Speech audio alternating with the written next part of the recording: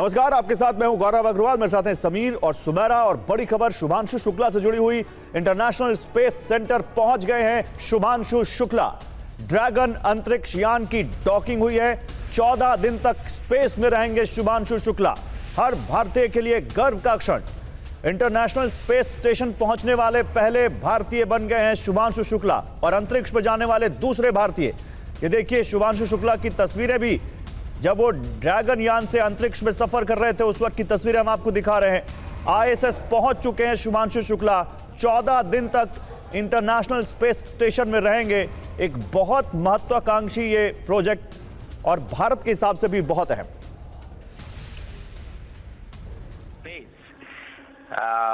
I'm thrilled to be here with my fellow astronauts, as Peggy said, 1 veteran and 3 rookies, and wow, what a ride it was. Frankly, when I was sitting in the capsule in Grace yesterday on the launch pad, my only thought in my mind was that let's just go. After 30 days of quarantine, it was a feeling that I just wanted to go. The excitement and all was, probably far away. It was just the feeling that let's just leave here. But when the ride started, it was something like you're getting pushed back into the seat. It was an amazing ride. And then suddenly, nothing. Everything silenced, and you were just floating. You unbuckle, and you were just floating in the silence of vacuum. It was an amazing feeling.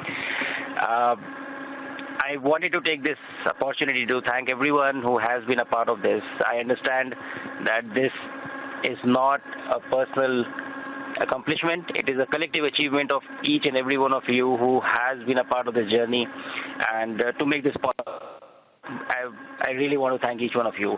Also to तो 41 साल बाद भारत के लिए भी बड़ी कामयाबी। दूसरे अंतरिक्ष यात्री जो कि राकेश शर्मा के बाद स्पेस में पहुंचे, अंतरिक्ष में पहुंचे, लेकिन पहले भारतीय अंतरिक्ष यात्री जो कि इंटरनेशनल स्पेस स्टेशन में पहुंचे हैं और वो हैं शुभांशु शुक्ला। बेटे की कामयाबी पर आज मां को भी गर्व है। शुभांशु की मां ने कहा है कि सफल डॉकिंग से मैं बहुत खुश हूं और अब शुभांशु की वापसी का इंतजार है। शुभांशु के साथ करोड़ों माओं का आशीर्वाद है। शुभांशु ने इतिहास रच दिया, ये उनकी मां ने कहा है। जब पूरा देश इस पल में शुभांशु के साथ है तो परिवार और वो शहर, वो स्कूल कितना ज्यादा उनके साथ हो। परिवार जो है वो बहुत ज्यादा खुश है। उनकी माँ आशा जी मेरे साथ है। मैम, कल भी हम लोगों ने आपसे बात की थी, आज भी बात कर रहे हैं।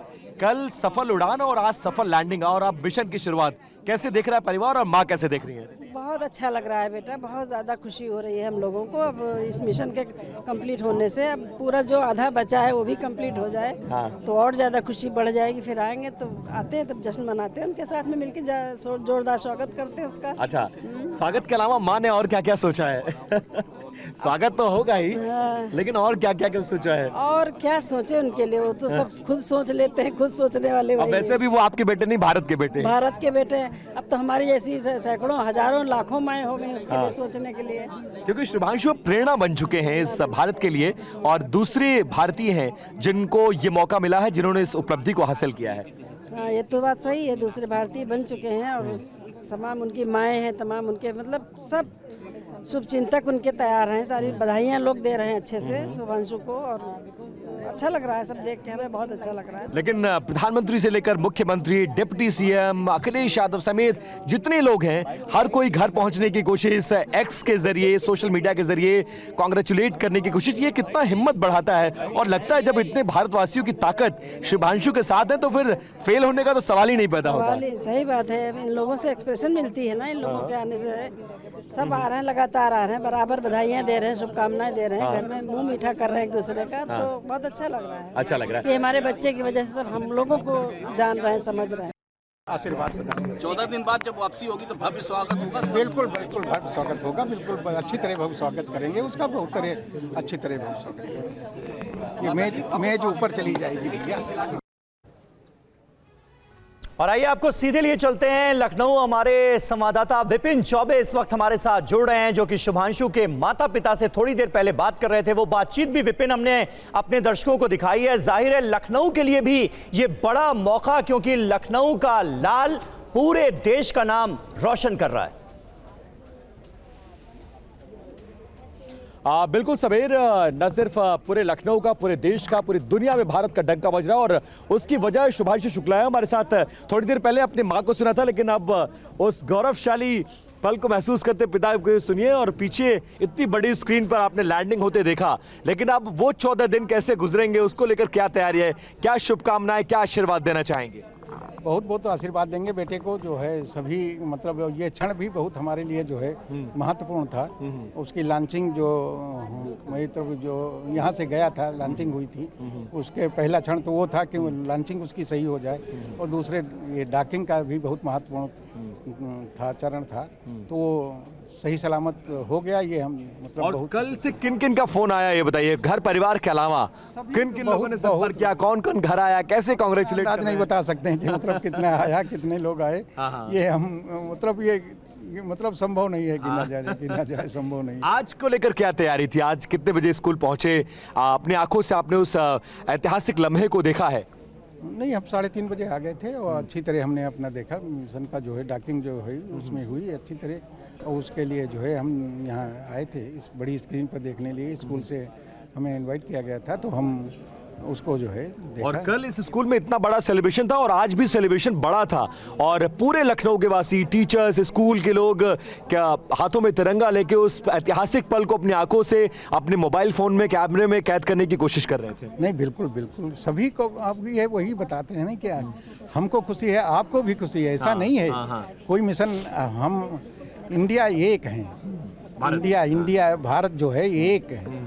कोई भी भारत का लाल हो, कोई भी हो, खुशी सबको होती है। इंडिया जीतता है तो उसका, भारत जीतता है तो सबको, पूरा भारत खुश होता है। वही हालत है हमारे बेटे, जो भी मिशन में सक्सेस हो रहा है वो सबको, भारत को, पूरे भारत को खुश और है। इस मिशन को लेकर कितने आशान्वित हैं कि पूरा होगा, सफलतम पूरा होगा और 14 दिन बाद वो सफलतम लैंडिंग भी करेंगे? 110% हमें पूरा विश्वास है कि ये मिशन पूरी तरह सक्सेस होगा, पूरी तरह से अच्छी तरह जो है इसकी लैंडिंग होगी, और अच्छी तरह हम अपने बेटे से मिलेंगे। कि हमारे पूरे ऊपर ईश्वर पर पूरा भरोसा है, वो पूरी सब कुछ अच्छा करेगा और सब अच्छा होगा। बहुत शुक्रिया सर बात करने के लिए।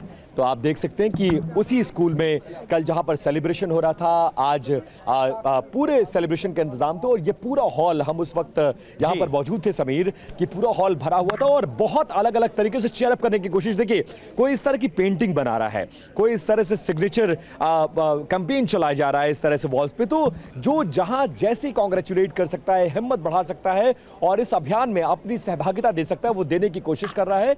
वो खुशी, वो आत्मविश्वास, वो शुभकामनाएं हमें हर गली, हर चौराहे पर, और खासकर तब वो स्कूल जहां से 12वीं तक शिक्षा प्राप्त की हो, जिन शिक्षकों ने पढ़ाया हो, जिन माँ बाप की गोद में वो पले बड़े हो, उनकी खुशी का तो सिर्फ अंदाजा लगाया जा सकता है, और वो चेहरे पर भी साफ तौर पर नजर आ रहा है। फिलहाल लखनऊ में जश्न का माहौल है, पूरे देश से शुभकामनाएं आ रही हैं। जैसे उन्होंने सफलतम उड़ान भरी है, सफलतम लैंडिंग की है, अब इस मिशन को पूरा करके वापस आए, इसको लेकर शुभकामनाओं का दौर बिल्कुल, बहुत बहुत शुक्रिया विपिन आपका इस ताजा जानकारी और अपडेट के लिए, और इन तस्वीरों को लखनऊ से हम तक पहुंचाने के लिए। निश्चित तौर पर शुभांशु शुक्ला के लिए बहुत बड़ी कामयाबी, देश के लिए बड़ी कामयाबी। शुभांशु अब तक एयरफोर्स में फाइटर प्लेन्स उड़ाते थे और अब अंतरिक्ष यान में सवार होकर अंतरिक्ष में पहुंच चुके हैं, ISS पहुंच चुके हैं। गुजरात के अहमदाबाद से अब अगली खबर। अहमदाबाद में पिछले 12 घंटे से तेज बारिश हो रही है, इससे अहमदाबाद शहर में बाढ़ जैसे हालात हैं। वहीं तेज बारिश के बीच एक बाइक सवार की जान चली गई।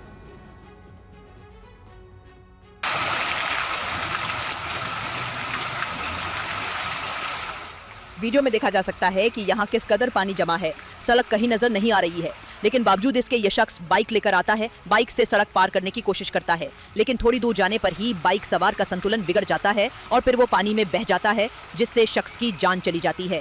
दमकल विभाग ने 9 घंटे की कड़ी मशक्कत के बाद ड्रेनेज लाइन से 200 फीट दूर शख्स का शव बरामद किया। घटना अंबिका नगर के शिवानंद पार्क के पास की है। स्थानीय लोगों ने तुरंत फायर ब्रिगेड को सूचना दी, जिसके बाद राहत कार्य शुरू किया गया। शहर के कई हिस्सों में जल भराव के कारण इस तरह की घटनाएं सामने आ रही है। अगर देखें तो गुजरात के अहमदाबाद शहर में पिछले कई घंटों से लगातार तेज बारिश हो रही है। इससे शहर के कई इलाकों में पानी भर गया है। मणिनगर, वटवा, सिटीएम, हाटकेश्वर, निकोल, ओधव और विराट नगर जैसे इलाकों में जल भराव हुआ है।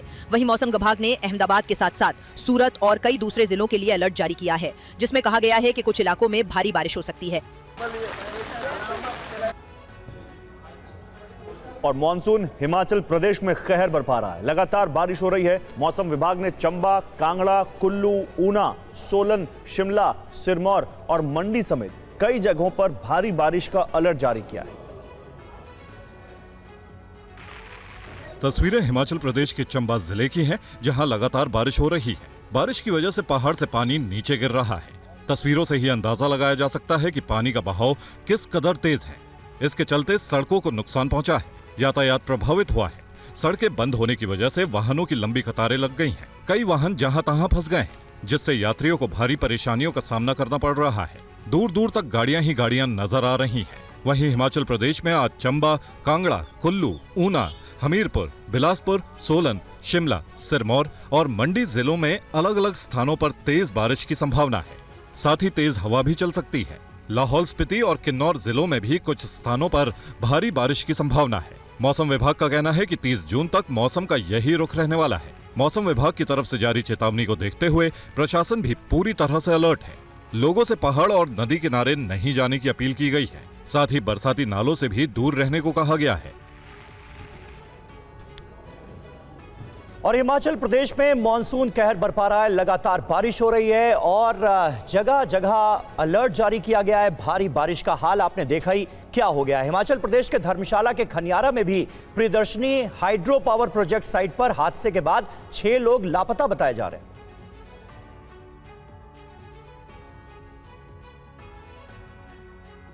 तस्वीरें हिमाचल प्रदेश के चंबा जिले की हैं, जहां लगातार बारिश हो रही है। बारिश की वजह से पहाड़ से पानी नीचे गिर रहा है। तस्वीरों से ही अंदाजा लगाया जा सकता है कि पानी का बहाव किस कदर तेज है, जिससे सड़कों को नुकसान पहुंचा है। यातायात प्रभावित हुआ है। सड़कें बंद होने की वजह से वाहनों की लंबी कतार लग गई है। कई वाहन जहां तहां फंस गए हैं, जिससे यात्रियों को भारी परेशानी का सामना करना पड़ रहा है। वहीं हिमाचल प्रदेश में आज चंबा, कांगड़ा, कुल्लू, ऊना, हमीरपुर, बिलासपुर, सोलन, शिमला, सिरमौर और मंडी जिलों में अलग अलग स्थानों पर तेज बारिश की संभावना है। साथ ही तेज हवा भी चल सकती है। लाहौल स्पीति और किन्नौर जिलों में भी कुछ स्थानों पर भारी बारिश की संभावना है। मौसम विभाग का यह भी कहना है कि 30 जून तक मौसम का यही रुख रहने वाला है। मौसम विभाग की तरफ से जारी चेतावनी को देखते हुए प्रशासन भी पूरी तरह से अलर्ट है। लोगों को पहाड़ और नदी किनारे नहीं जाने की अपील की गई है। लोगों को बरसाती नालों से भी दूर रहने को कहा गया है।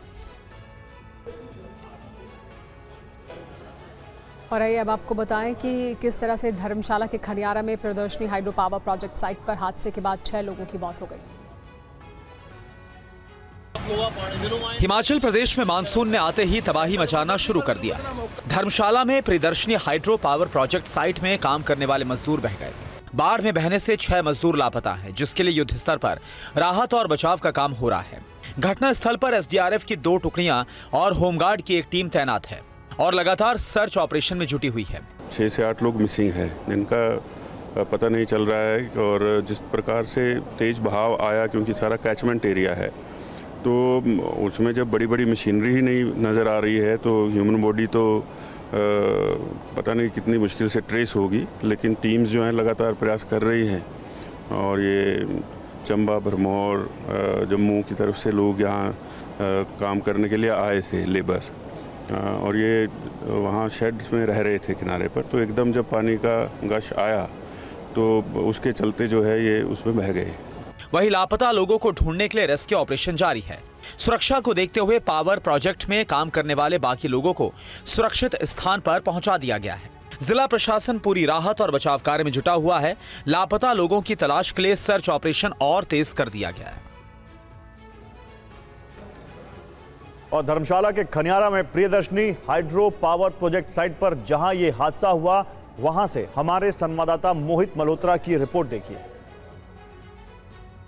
हिमाचल प्रदेश के धर्मशाला में एक बड़ा हादसा हुआ है। प्रियदर्शनी हाइड्रल पावर प्रोजेक्ट है। यहां पर कुछ मजदूर कल दोपहर में बह गए थे, जब अचानक से बादल फटने के बाद काफ़ी ज़्यादा पानी आ गया था। हम इस वक्त घटनास्थल के नज़दीक ही मौजूद हैं। खनियारा ये जगह है धर्मशाला की, जहां पर ये मनूनी नाम की एक बरसाती खड्ड यानी बरसाती नाला है। और बताया जा रहा है कि यहीं पर यहाँ से करीब 3 से 4 किलोमीटर ऊपर जो हाइड्रल पावर प्रोजेक्ट है उसका काम करने के लिए कुछ मजदूर तैनात किए गए थे। और वो मजदूर वहीं पर ही शेड लगाकर रह भी रहे थे पिछले कुछ दिनों से। लेकिन अचानक ही ये जो पानी है अचानक से आया और माना जा रहा है कि कोई बादल फटा और उसके बाद ये पानी यहाँ पर आया और उसके बाद कुछ मजदूर बह गए। ये जो पहाड़ी आप देख रहे हैं इसके दूसरी ओर बताया जा रहा है कि ये घटना हुई है। ये हाइड्रल पावर प्रोजेक्ट का काम यहाँ पर चल रहा है, जिसके लिए यहाँ पर ये मजदूर आए हुए थे। आप देखिए इस वक्त यहाँ पर SDRF की टीमें मौजूद हैं और लगातार रेस्क्यू ऑपरेशन चलाया जा रहा है। कुछ टीमें ऊपर हैं जो कि दिन रात लगातार काम में लगी हुई हैं। और वहीं उत्तराखंड के हल्द्वानी में भारी बारिश के दौरान एक अनियंत्रित कार नहर में जा गिरी। हादसे में एक नवजात शिशु समेत परिवार के 4 सदस्यों की मौत हो गई, जबकि 3 अन्य घायल हो गए। नहर के पानी के बीच ये वही कार है जो हादसे का शिकार हो गई। हादसा सुबह तकरीबन 7 बजे हुआ।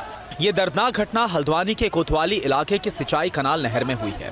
भारी बारिश के कारण नाला उफान पर था।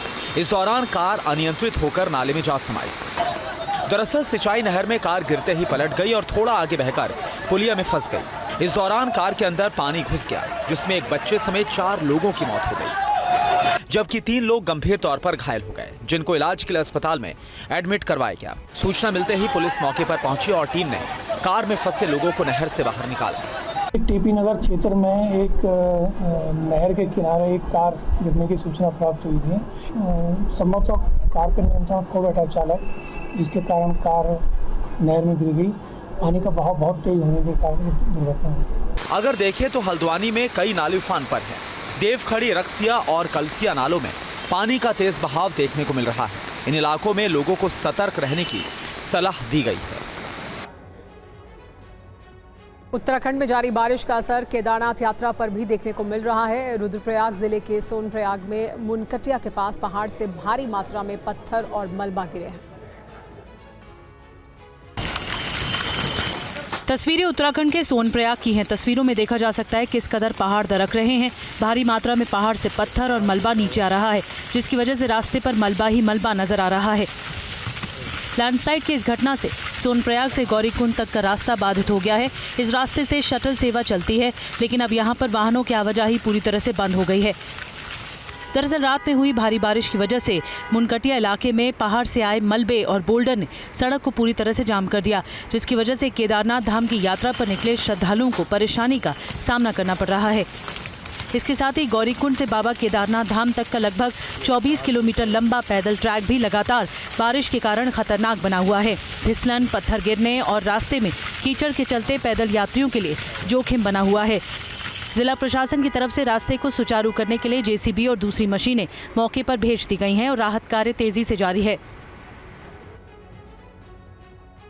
और जम्मू कश्मीर के राजौरी में भी बारिश की वजह से नुकसान की खबर आ रही है। राजौरी और आसपास के इलाकों में हुई मूसलाधार बारिश से छोटे नालों में बाढ़ जैसे हालात हो गए, जिसकी वजह से इन इलाकों में भारी तबाही मची है। राजौरी के खेवरा नाले में जलस्तर बढ़ जाने से पानी सड़क पर बहने लगा और लोगों के घरों और दुकानों में प्रवेश कर गया। इनके घरों और दुकानों में रखा सामान खराब हो गया। वहीं ये वाहन तेज बारिश की वजह से दुर्घटनाग्रस्त हो गया। अचानक नाले में उफान की वजह से वाहन पलट गया। हालांकि समय रहते वाहन चालक और दूसरे लोग बाहर निकलने में कामयाब रहे, जिसकी वजह से बड़ा हादसा टल गया। अगर देखें तो जम्मू कश्मीर के कई इलाकों में हो रही बारिश की वजह से लोगों को काफी परेशानी का सामना करना पड़ा है। तस्वीरें तवी नदी की हैं, जहां नदी का जलस्तर अचानक बढ़ जाने से लोग फंस गए। नदी में फंसे लोगों को बचाने के लिए पुलिस और एनडीआरएफ की संयुक्त टीमों ने अभियान चलाया। मौसम विभाग के मुताबिक पिछले 24 घंटे के दौरान रियासी जिले के कटरा शहर में सबसे अधिक 108.5 मिलीमीटर बारिश दर्ज की गई। इसके बाद राजौरी में 80 मिलीमीटर, उधमपुर जिले में 71.4 मिलीमीटर बारिश दर्ज की गई। मौसम विभाग ने 27 जून तक जम्मू कश्मीर के कई स्थानों पर भारी बारिश की संभावना जताई है।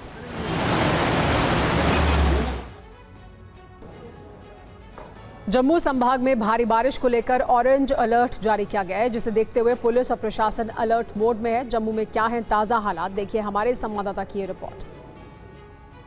जम्मू संभाग के पहाड़ी और मैदानी इलाके में लगातार बारिश हो रही है।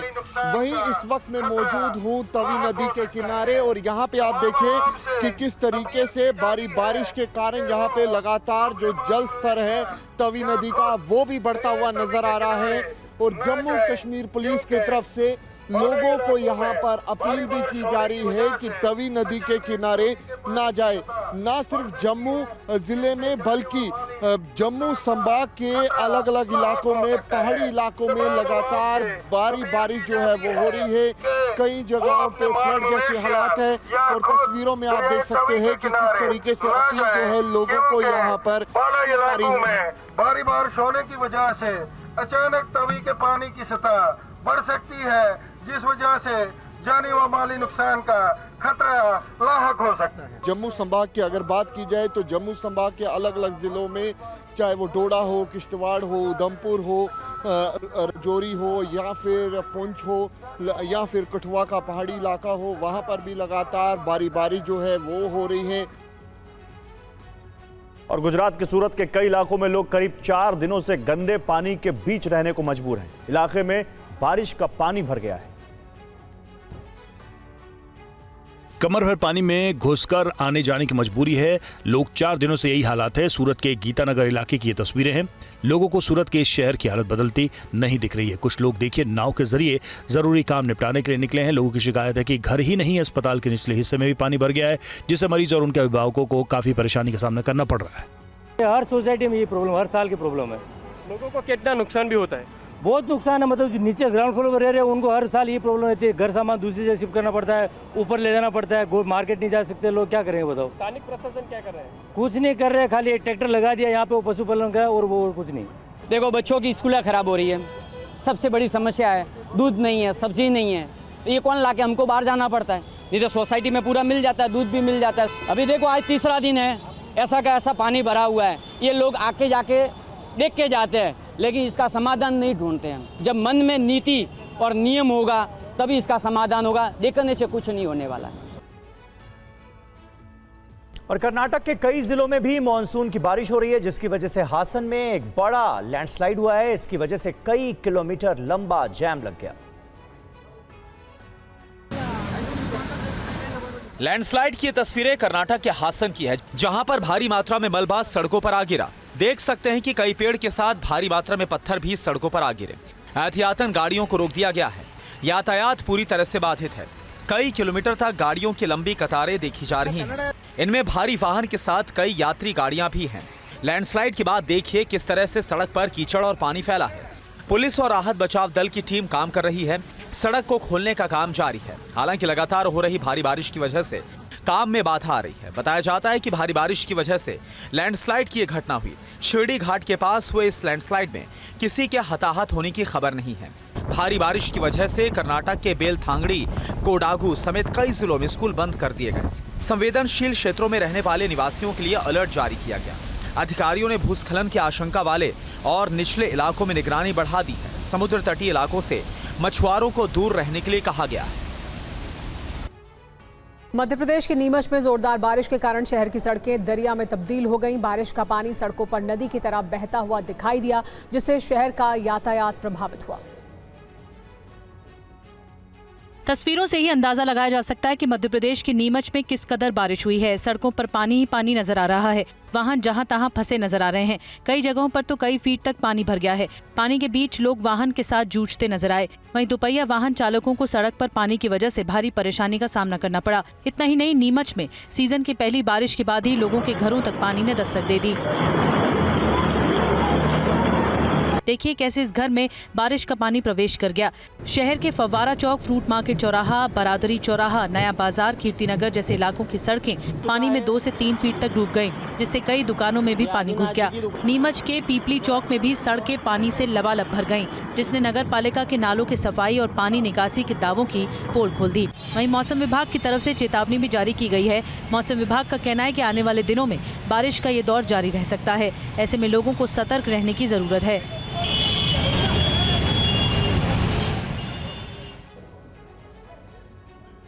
और हिमाचल प्रदेश में धर्मशाला के बाद कुल्लू में 3 जगह बादल फटने की घटना सामने आई है।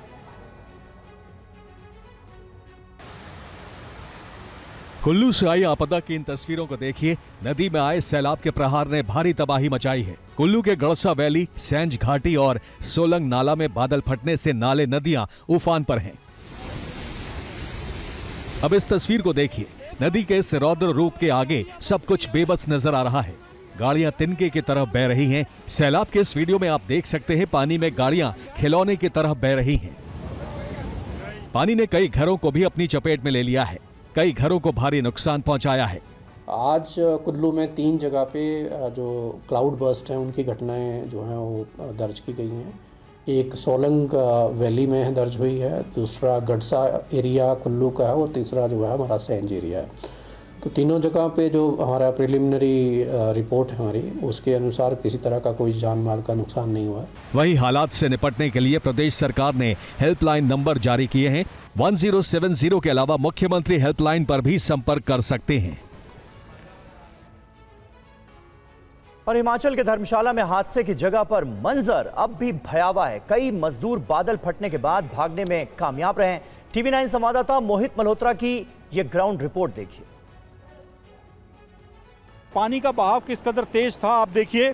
इस पुल पर जहां मैं खड़ा हूं यहां पर भी आपको ये पत्थर और मिट्टी दिखाई देगी। पानी यहां से क्रॉस करके दूसरी तरफ निकला है, जिसके बाद यहाँ पर एक जो अस्थाई पुल बना हुआ है देखिए वो पूरी तरह से डैमेज हो चुका है। यहाँ पर मशीनरी लगी हुई है, वो जो उपकरण लगे हैं उनकी हालत आप देखिए, उसको भी पूरा डैमेज कर दिया गया है। जो पाइप्स यहाँ पर लगाई गई थी वो टुकड़ों में तब्दील हो चुकी हैं और यहाँ पर दूर दूर तक यही सारा उपकरण पानी में बहता हुआ दिखाई दे रहा है। तो ये जो मनूनी पहाड़ी नाला जिसके ऊपर ये पूरा पावर प्रोजेक्ट बनाया जा रहा था, उसने ये कहर बरपाया है और अभी भी पहाड़ों में लगातार बादल फटने की घटनाएं हो रही हैं। जितने भी मजदूर यहाँ पर रहा करते थे वो अपना सामान छोड़कर यहाँ से अपनी जान बचाकर भाग निकलने में ही कामयाब हो सके। उनके जूते यहाँ पर पड़े हुए आपको दिखाई दे रहे हैं। जहाँ इस वक्त मैं अभी चल रहा हूँ ये एक सड़क थी, ऑल्टरनेट सड़क बनाई गई थी पावर प्रोजेक्ट के लिए, लेकिन उसका हिस्सा भी पूरी तरह से बह चुका है। वहीं महाराष्ट्र और गुजरात के कई इलाकों में भारी बारिश देखने को मिल रही है। कई इलाकों में तो अभी से लोगों को जल भराव से परेशानियों का सामना करना पड़ रहा है। महाराष्ट्र के कई जिलों में अगले 48 घंटे के दौरान भारी बारिश की चेतावनी को जारी किया गया है। रत्नागिरी, रायगढ़, सिंधुदुर्ग और मुंबई, ठाणे और पालघर के लिए भारी बारिश का अलर्ट जारी किया गया है। मौसम विभाग ने अगले 5 दिनों में कोंकण और विदर्भ क्षेत्रों में भारी से बहुत भारी बारिश की भविष्यवाणी की है। मराठवाड़ा में भी भारी बारिश की उम्मीद है। वहीं ये तस्वीर महाराष्ट्र के वाशिम की है, जहां पर लगातार तेज बारिश हो रही है। सड़कों पर पानी ही पानी है। जल भराव से यातायात भी प्रभावित हुआ है, जिससे लोगों को परेशानी का सामना करना पड़ रहा है। वहीं बारिश की वजह से गोदावरी नदी उफान पर है, जिससे नासिक के कई हिस्सों में बाढ़ जैसे हालात हैं।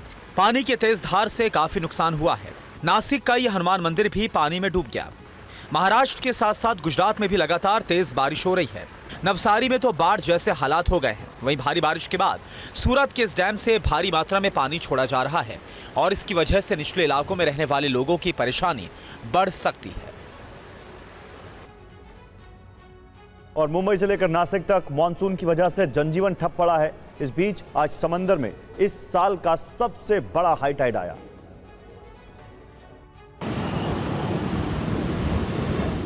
मॉनसून के साथ ही समंदर ही अपने रंग में है। ये जुहू चौपाटी की तस्वीरें हैं। आज मुंबई में साल की सबसे ऊंची हाई टाइड आई। दोपहर 12:55 पर 16 फीट ऊंची लहरें उठी। एहतियातन समुद्र तटीय इलाकों के पास कई जगहों पर पुलिस बल तैनात किया गया और समंदर के पास लोगों को जाने से मना किया गया। 28 जून तक लगातार 5 दिन समुद्र में बड़ी हाई टाइड की चेतावनी जारी की गई है। अगले 19 दिन खतरनाक साबित हो सकते हैं। इस वर्ष के मानसून सीजन यानी जून से सितंबर के दौरान कुल 19 बार समुद्र में बड़ी हाई टाइड यानी सबसे ऊंची हाई टाइड होगी। इस दौरान समुद्र में लहरों की ऊंचाई 4.5 मीटर से अधिक होगी। इधर मुंबई नासिक हाईवे पर दीवा अंजुर महामार्ग पर ट्रैफिक जाम की स्थिति का लोगों को सामना करना पड़ रहा है। बरसात के कारण इस महामार्ग पर जगह जगह गड्ढे हो गए हैं, जिससे ट्रैफिक बाधित हो रहा है। कल लोगों को करीब 3 से 4 किलोमीटर तक लंबे जाम से जूझना पड़ा। वहीं गोदावरी नदी के जलस्तर में फिलहाल कोई खास कमी नहीं आई है। मंदिर अब भी पानी में डूबे हैं।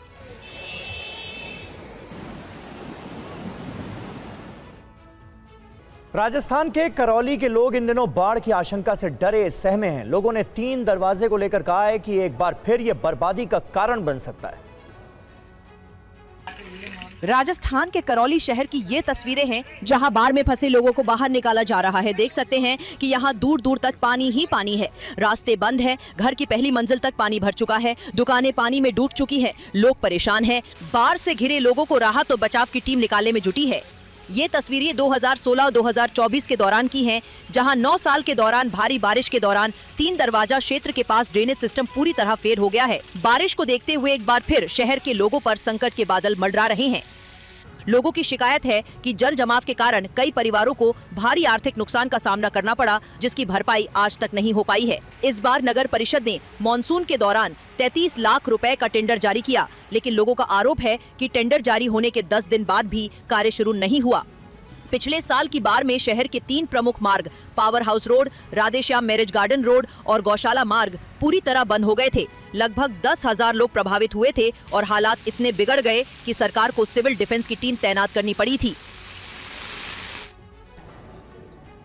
बिहार में पुलों के गिरने की घटनाएं थमने का नाम नहीं ले रही हैं। बार बार पुल गिरने पर सरकारी तंत्र पर भी सवाल खड़े किए जा रहे हैं। ये रिपोर्ट आप भी देखिए। ऐसे में लग रहा है कि बिहार में पुल गिरना या धंसना अब आम बात हो गई है। ताजा मामला सहरसा जिले के पतरघट प्रखंड के पामा गांव का है। यहाँ पुल ध्वस्त होने से अफरा तफरी मच गई। सहरसा से आई इस तस्वीर ने अधिकारियों के साथ साथ सरकार पर भी सवाल खड़े कर दिए हैं। घटना सहरसा जिले के पतरघट प्रखंड के पामा गाँव की है, जहाँ मक्का से लदा एक ओवरलोड ट्रैक्टर पुल पर चढ़ते ही पुल पूरी तरह ध्वस्त हो गया और ट्रैक्टर का आधा हिस्सा पुल के अंदर समा गया। पतरघट में जिस पुल का स्पैन टूटा है वो पुल पामा PWD सड़क से पामा डिहटोला होते हुए NH 106 को जोड़ता है। पुल 20 से 25 साल पुराना है। ऐसे में अब सवाल ये उठता है कि पुराना पुल होने के बावजूद भी उसकी मरम्मत क्यों नहीं की गई। हादसा तब हुआ जब एक मक्का से भरा ओवरलोड ट्रैक्टर पुल से गुजर रहा था। गनीमत रही कि इस घटना में कोई हताहत नहीं हुआ। इस पूरे मामले में स्थानीय लोगों ने सरकार और प्रशासन की लापरवाही को इस घटना के लिए जिम्मेदार ठहराया है। घटना की सूचना मिलते ही ग्रामीण कार्य विभाग के अभियंता और दूसरे अधिकारी मौके पर पहुंचे। और अब खबर यूपी के इटावा से, जहां कथावाचक के अपमान को लेकर आज प्रदर्शन हुआ। कथावाचकों पर FIR के खिलाफ लोग सड़क पर उतरे। भीड़ की पुलिस से झड़प भी हुई। पुलिस ने प्रदर्शनकारियों को खदेड़ा। देखिए कैसे यहां पर हाथों में बंदूक भी लहराते हुए पुलिस वाले। देखिए अपने आप को देख के। तो ये 4 तस्वीरें। पुलिस ने हवाई फायरिंग की, प्रदर्शनकारियों को खदेड़ने के लिए हल्का बल का प्रयोग किया। पुलिस पर पथराव हुआ। उधर से कई उपद्रवी हिरासत में लिए गए हैं। पुलिस की जीप को भी नुकसान पहुंचा है। ये देखिए कई उपद्रवियों को पुलिस ने हिरासत में भी लिया।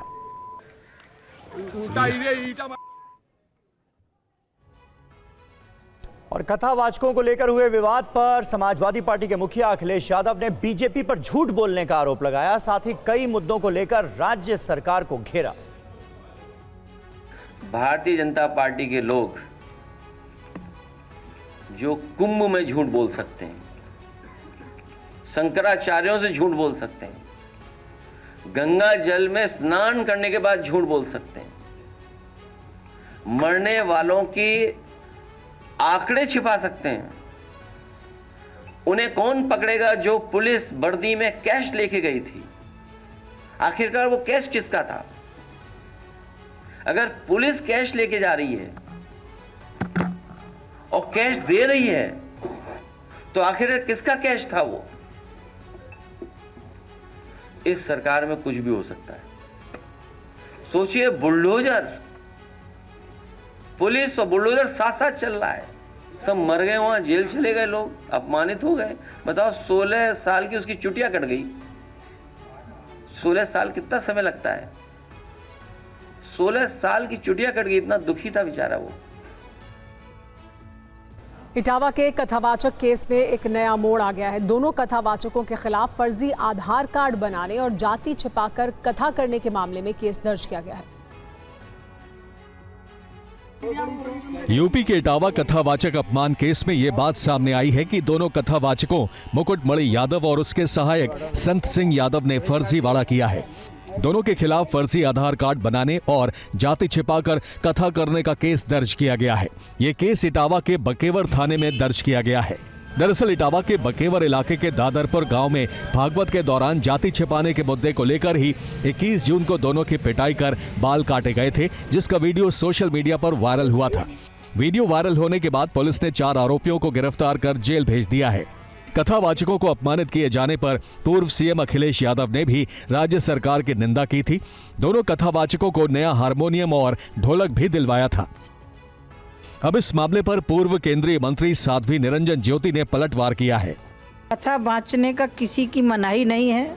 यदि हम इतिहास उठा करके देखें तो कबीरदास जी कथावाचक थे, रविदास कथावाचक थे। दिल्ली, पंजाब, कोलकाता के अलावा देश के कई शहरों में रहने वाले बिहार के लोगों के लिए अच्छी खबर है। बिहार से बाहर रह रहे लोगों को त्योहारों के मौके पर अब सिर्फ ट्रेनों पर ही निर्भर नहीं रहना पड़ेगा। उनके लिए नीतीश सरकार बसों का भी इंतजाम करेगी। ये रिपोर्ट देखिए।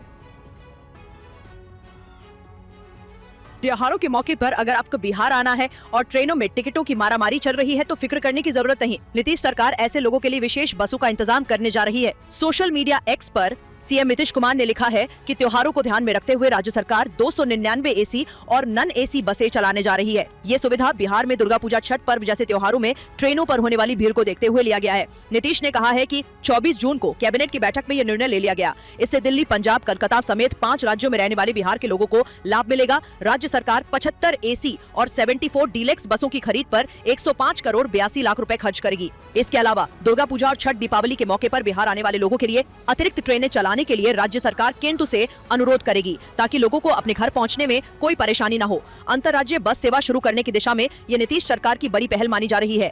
वहीं इस फैसले को चुनावी साल से भी जोड़कर देखा जा रहा है। कहा जा रहा है कि दूसरे राज्यों में काम करने वाले बिहारी मजदूरों पर नीतीश सरकार की नजर है। पंजाब, हरियाणा और यूपी में एनआईए ने एक साथ 18 जगहों पर छापेमारी की है। बताया जा रहा है कि जांच एजेंसी की यह कार्रवाई जासूसी के मामले में की गई। यूट्यूबर सुखबीर सिंह पर पाकिस्तान के लिए जासूसी का आरोप है, जिसके मानसा स्थित कस्बा में एनआईए ने छापा मारा। हालांकि यूट्यूबर सुखबीर सिंह घर पर नहीं मिला, लेकिन एनआईए की टीम ने घर में करीब 1.5 घंटे तक सर्च ऑपरेशन किया। दस्तावेज खंगालकर एनआईए की टीम वापस हो गई। बताया जाता है कि यूट्यूबर सुखबीर सिंह के पाकिस्तान के शहजाद भट्टी से चैट और बातचीत होने को लेकर एनआईए की टीम ने रेड की थी। सुखबीर का नाम पाकिस्तानी जासूस ज्योति मल्होत्रा के बाद सामने आया था। बहरहाल पंजाब के जालंधर में फ्रेंड्स कॉलोनी स्थित इस घर पर भी एनआईए ने छापा मारा। इस दौरान पंजाब पुलिस की टीम भी तैनात रही। जानकारी के अनुसार सुबह 6 बजे एनआईए की टीम ने रेड की है। जानकारी के मुताबिक एक आरोपी का नाम निखिल जोशी बताया जा रहा है, जो पिछले 4 साल से इंदर मरवाहा के इस घर में रह रहा था। फिलहाल इस मामले में अधिकारियों ने चुप्पी साध रखी है। जानकारी के मुताबिक पंजाब, हरियाणा और यूपी में एनआईए की टीम ने 18 जगहों पर रेड की, जिसमें जालंधर, होशियारपुर जिले भी शामिल हैं। पाकिस्तान के लिए जासूसी करने के आरोप में गिरफ्तार विशाल यादव से पूछताछ में चौंकाने वाली जानकारी सामने आई है। विशाल यादव पर ऑपरेशन सिंदूर की जानकारी पाकिस्तान भेजने का आरोप है। हरे रंग की टी-शर्ट पहने और अपना मुंह छुपाने की कोशिश कर रहे इस शख्स का नाम विशाल यादव है। विशाल यादव को कड़े सुरक्षा घेरे में जयपुर की अदालत में पेश किया गया, जहां से उसे 4 दिनों के लिए पुलिस रिमांड पर भेज दिया गया। राजस्थान की स्टेट इंटेलिजेंस विंग ने इसे दिल्ली के नौसेना भवन से कल गिरफ्तार किया था। ये हरियाणा के रेवाड़ी का रहने वाला है और नौसेना भवन में अपर डिवीजन क्लर्क के तौर पर काम कर रहा था। अब तक मिली जानकारी के मुताबिक विशाल यादव सोशल मीडिया के जरिए पाकिस्तान की महिला हैंडलर के संपर्क में था। इस पर ऑपरेशन सिंदूर की जानकारी भी पाकिस्तान भेजने का आरोप है। शुरुआती पूछताछ में जानकारी मिली है कि विशाल यादव ऑनलाइन गेम का आदी था और अपनी आर्थिक जरूरतों को पूरा करने के लिए उसने देश की सुरक्षा से खिलवाड़ करना शुरू कर दिया।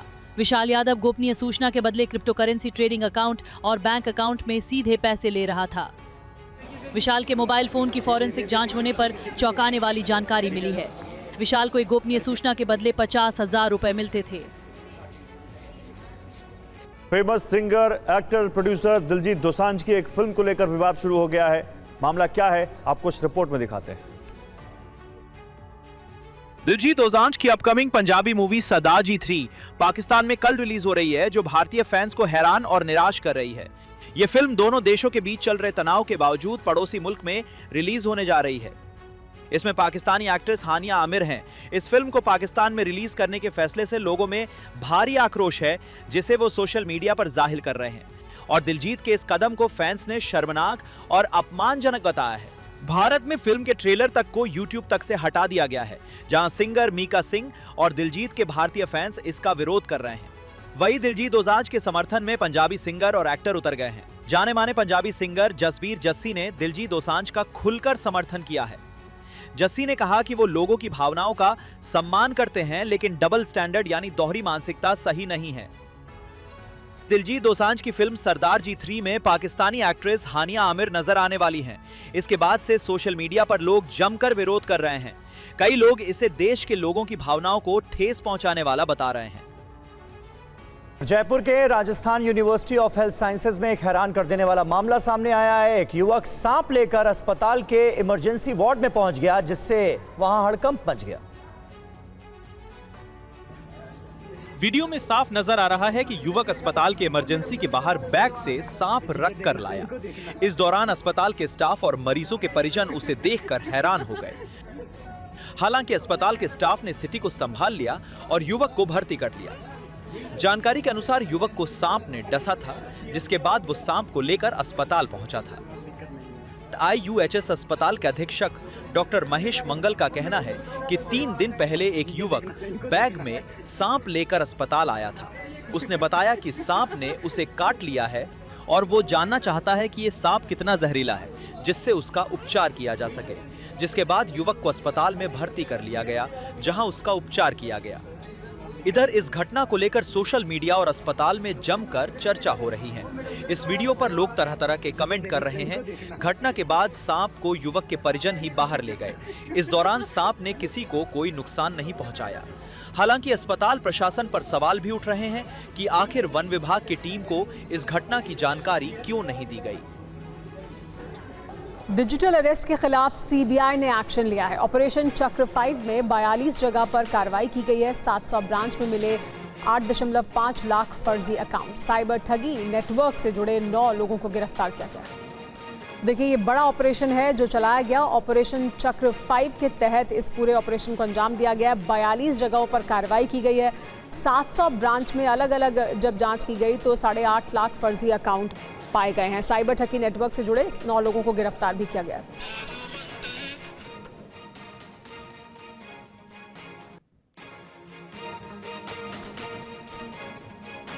और राजस्थान के सांचौर में पुलिस वाले पर दबंगों ने कार चढ़ा दी। घटना का सीसीटीवी वीडियो सामने आया है। ये कोई रेलवे ट्रैक पर दौड़ती कार, ये कोई स्टंट है या रील बनाने की कवायद? तस्वीरें हैरान करने वाली हैं। जान जोखिम में डालकर ये करतब दिखाने वाला कौन है? ऐसे तमाम सवाल आपके जहन में आ रहे होंगे। दरअसल ये तस्वीर तेलंगाना के रंगारेड्डी जिले की है। कोंडाकाल रेलवे गेट और शंकरपल्ली के बीच सुबह सुबह ये कार रेलवे ट्रैक पर दौड़ती रही। कार चालक एक महिला थी, जिसने हैदराबाद जाने के लिए सड़क नहीं रेलवे ट्रैक चुना। महिला रेल ट्रैक पर कार लेकर उतरी तो हड़कंप मच गया। ये बैंगलोर हैदराबाद रूट था जो काफी व्यस्त रहता है। आनन फानन ने सभी ट्रेनों को रोका गया।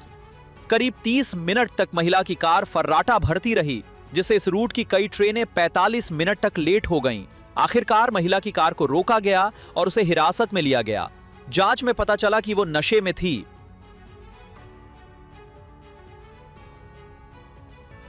और आइए खबरों में आगे बढ़ते हैं। दुनिया में भारी उथल पुथल के बावजूद भारतीय अर्थव्यवस्था मजबूती से आगे बढ़ रही है। दुनिया की जानी मानी रेटिंग एजेंसी S&P ने भारत की इकोनॉमिक ग्रोथ का अनुमान पहले के मुकाबले बढ़ा दिया है। ये रिपोर्ट देखिए। दुनिया में आर्थिक सुस्ती के बावजूद भारत सबसे तेजी से बढ़ने वाली अर्थव्यवस्था है। अंतर्राष्ट्रीय रेटिंग एजेंसी S&P ग्लोबल ने भारत की इकोनॉमिक ग्रोथ अपने पहले के अनुमान से बढ़ा दी है। S&P की Asia Pacific economic outlook report में भारत की इकोनॉमिक ग्रोथ में 0.2% की बढ़ोतरी की गई है। S&P के मुताबिक वित्तीय वर्ष 2025-2026 में भारत की इकोनॉमिक ग्रोथ 6.5% रहने का अनुमान है। इकोनॉमिक ग्रोथ में बढ़ोतरी के पीछे सामान्य मानसून, कच्चे तेल की कम कीमतें, आयकर में छूट जैसी वजह बताई गई है। S&P की तरह रिजर्व बैंक ने भी 2025-2026 के लिए ग्रोथ 6.5% तय की है। अप्रैल से जून तिमाही के लिए 6.5%, दूसरी तिमाही के लिए 6.7%, तीसरी तिमाही के लिए 6.6%, जबकि चौथी तिमाही के लिए 6.3% ग्रोथ का अनुमान जताया गया है। पिछले महीने ट्रंप की टैरिफ नीति के चलते S&P ने भारत की ग्रोथ 20 बेसिस पॉइंट कम कर 6.3% कर दी थी। बड़ी खबर, वोटर लिस्ट की समीक्षा पर सीएम ममता बनर्जी ने बड़े सवाल उठाए हैं। इलेक्शन कमीशन का इस्तेमाल कर रही है बीजेपी, ये कहा है पश्चिम बंगाल की मुख्यमंत्री ममता बनर्जी ने। बूथ कार्यकर्ताओं की जानकारी क्यों चाहिए इलेक्शन कमीशन को? उन्होंने कहा दरअसल ये बिहार में लागू हो रहा है, लेकिन निशाना पश्चिम बंगाल को बनाया जा रहा है। वोटर लिस्ट में नए नाम डालने की साजिश है। आपको बता दें कि बिहार चुनाव के लिए चुनाव आयोग ने वोटर लिस्ट समीक्षा के निर्देश दिए हैं, लेकिन ममता बनर्जी का कहना है कि बिहार के बाद पश्चिम बंगाल में वोटर लिस्ट में गड़बड़ी की कोशिश की जा रही है। रविशंकर दत्ता हमारे संवाददाता ज्यादा जानकारी के साथ जुड़ चुके हैं। रवि, बताइए क्या आपत्ति है ममता बनर्जी को? देखिए, बिहार इलेक्शन के मद्देनजर रखते हुए इलेक्शन कमीशन ऑफ इंडिया ने एक नोटिफिकेशन जारी किया है जिसका नाम है special intensive revision of electoral polls in Bihar. इसमें चिट्ठी में लिखा गया है जो लोग 1987 सितंबर के बाद पैदा हुए हैं उन लोगों को अलग से अपना जो वो इंडिया का सिटीजन है, उनका पेरेंट्स इंडिया के हैं, ऐसे उनको पेपर देना पड़ेंगे। ममता बनर्जी का ये कहना है जिनकी बात किया जा रहा है, जो यूथ वोट्स की बात किया जा रहा है, उनका पेरेंट्स के पास हो ही सकता है कि पेपर। जैसे ममता बनर्जी ने खुद अपना एग्जांपल दिया और उन्होंने कहा मेरे पास मेरा बर्थ सर्टिफिकेट नहीं है, मुझे नहीं पता है मेरा फादर और मदर का बर्थ डेट क्या है, तो पेपर कहाँ से लाएंगे। मतलब उनका ये कहना है कि बिहार में बीजेपी का सरकार है, इसीलिए वो बिहार। ठीक है रवि, बहुत शुक्रिया आपका इन तमाम जानकारियों के लिए। तो ममता बनर्जी सीधे सीधे इलेक्शन कमीशन को निशाने पर लेती हुई और कहती हुई कि यहाँ पर बीजेपी के इशारे पर इलेक्शन कमीशन ये कर रहा है। और आइए खबरों में आगे बढ़ते हैं। पटना से खबर है, तेजस्वी यादव के कार्यक्रम में भीड़ बेकाबू हो गई। आरजेडी के छात्र संसद कार्यक्रम के दौरान भीड़ बेकाबू हो गई। तस्वीरें आप देखिए, भारी भीड़ की वजह से बापू सभागार का गेट तक टूट गया। ये तस्वीरें आप देखिए, पटना में तेजस्वी यादव का ये कार्यक्रम था, आरजेडी छात्र संसद का, और उसी दौरान इतने लोग इकट्ठा हो गए, इतने छात्र इकट्ठा हो गए कि भीड़ बेकाबू होती नजर आई।